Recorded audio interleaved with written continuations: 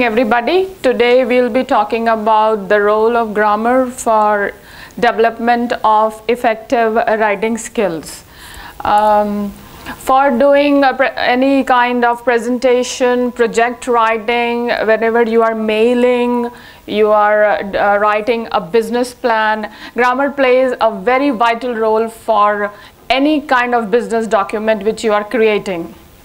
And there are somewhere around 11 points which you have to keep in mind whenever you write any business document.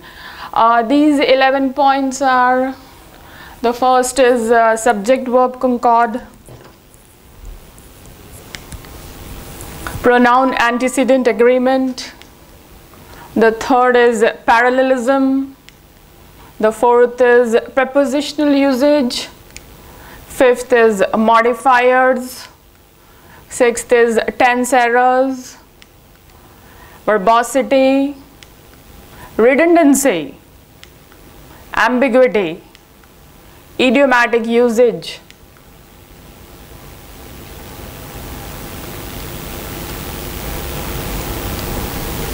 Before focusing on all these concepts, one point which I would really like to make it very clear is that conceptual comprehension of basic grammatical concepts is mandatory. What do you mean by concepts in grammar? Basic concepts in grammar means noun, pronoun, adjective, adverbs, verbs, then you have prepositions, conjunctions, and interjections. You all should understand what is the concept of noun and how it is applied in language. Noun, you know, is a name of anything. So it can be name of the qualities which an organization is adhering to.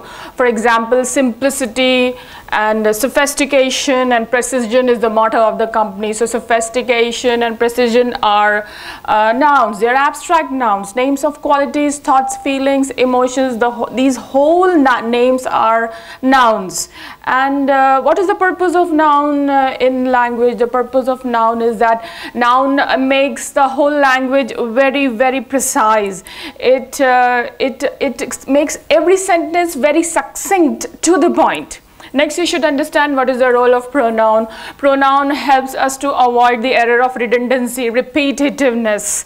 You cannot keep saying the noun again and again and again. So in order to maintain the freshness and the vigor of sentence, we use pronouns. Similarly, you have to understand the role of adjectives, adverbs. These two are called as modifiers. You know, they add a lot of beauty, aesthetics in a sentence. Then the role of conjunctions. Conjunctions are the adhesives of sentence. As we grow older, you know, our thinking becomes more complex. In one sentence, we are talking about two things or three things. So how to make accommodate three thoughts in one single sentence? Conjunction plays a vital role in that. Then comes interjection. Interjections, you know, vary from culture to culture.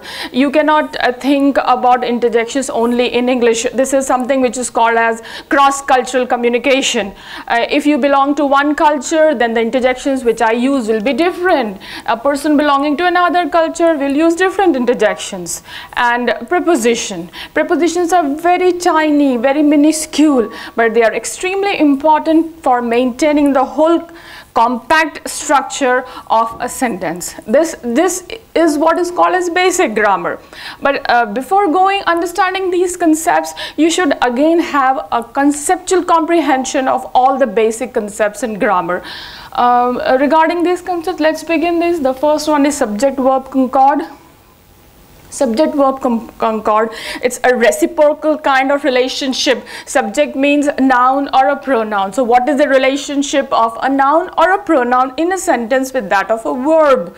The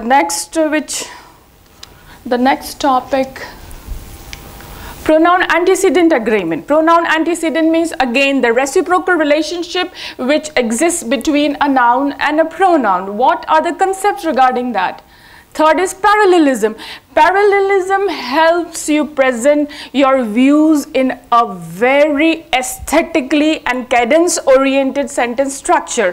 What is the difference between the language of Abraham Lincoln? Why is it that we find Obama's speech so enthralling that when he speaks we really listen? And how is it that he is able to put forward his views in such a balanced manner? This balance, this beauty, this proportion is brought by parallelism. How he speaks, his sentences are all extremely well crafted because they all follow the rules of parallelism. Preposition usage. However sophisticated technology may be for construction of machinery, but if the nuts and bolts are not placed properly or if they are not tightened properly, everything just falls off. The same is the purpose of preposition in a sentence. If you do not use the apt or the appropriate prepositions at the right places, the whole sentence simply falls off and absolutely conveys the opposite meaning to what you are trying to say. Modifiers. Modifiers enhance the beauty and aesthetic value of a sentence. The whole advertisement industry is based on modifier usage. The clinchers, the jingles, the logos. So if you understand the concept of modifiers, you can really frame out attractive slogans, punchline of any advertisement. Tense errors, very common, very frequent, very basic. You have to really go and understand the basics of verbs and how many ways verbs can be presented. Verbosity. Business means less time and conveying or communicating more. In how to effectively write your communication so that within a span of very less time you are able to speak more or communicate more. How to make your message more compressed, more condensed so that your result is more than what you are putting in. This you can achieve through this concept of verbosity. Error of verbosity. You should never commit error of verbosity. Redundancy, repetitiveness, whether it is the content or whether it is a word, the whole concept that whenever you're reading or a written communication, you feel that why is this fellow repeating the same thing again and again and again. Whenever y'all do essays, so many times it happens that y'all are repeating the same point but in different languages. How to avoid error of redundancy? Even if you are putting the same point again, but the way you put it, it should not appear that you are repeating the same thing. Ambiguity.